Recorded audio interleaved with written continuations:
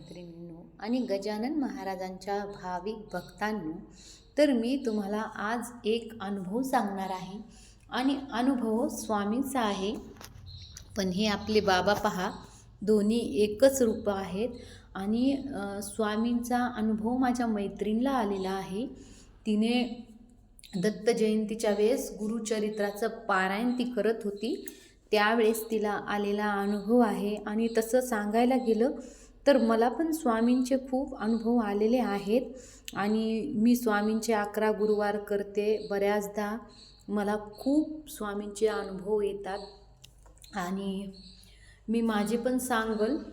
पण एक गोष्ट मी तुम्हाला खरं सांगते, म्हणजे मी गजानन महाराजांचे अनुभव तुम्हाला तेवढे सहज सांगू शकते, तेवढे स्वामींचे काय माहीत काय होतं, म्हणजे मला तसे सांगता येत नाही.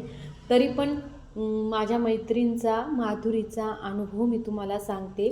तर तिने गुरुचरित्राचं पारायण केले आणि ती रोज सकाळी उठत होती.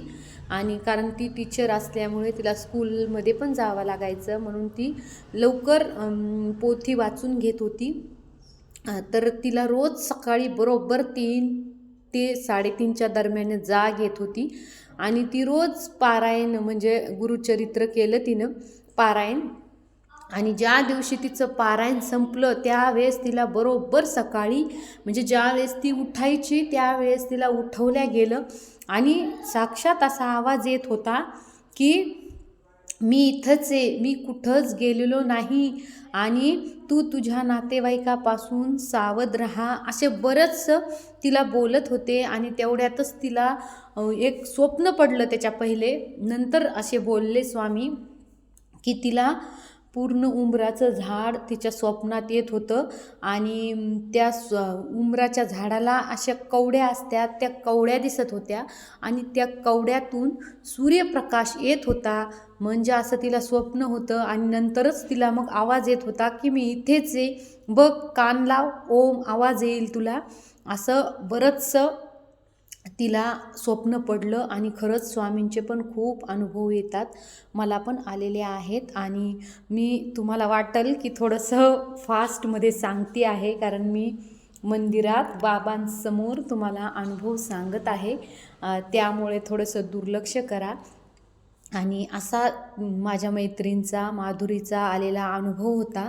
आणि मला पण स्वामींचे खूप अनुभव येतात. मी स्वामींचे 11 गुरुवार करत असते आणि मी तुम्हाला सांगते, गुरुवार करायच्या पहिलेच मला अनुभव येतात आणि गुरुवार संपेपर्यंत स्वामी काही ना काही फळ नक्की देतात.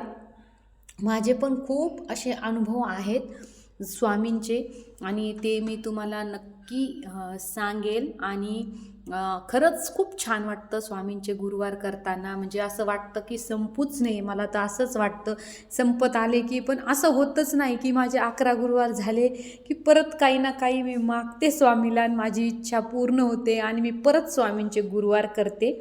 असा मला खूप छान वाटतं गुरुवार करताना. आणि अजून डिटेल्समध्ये माहिती तुम्हाला पूजेची वगैरे द्यायची असेल तर मी नक्की देईल. गणगण गणात बोलते, गजानन महाराज की जय.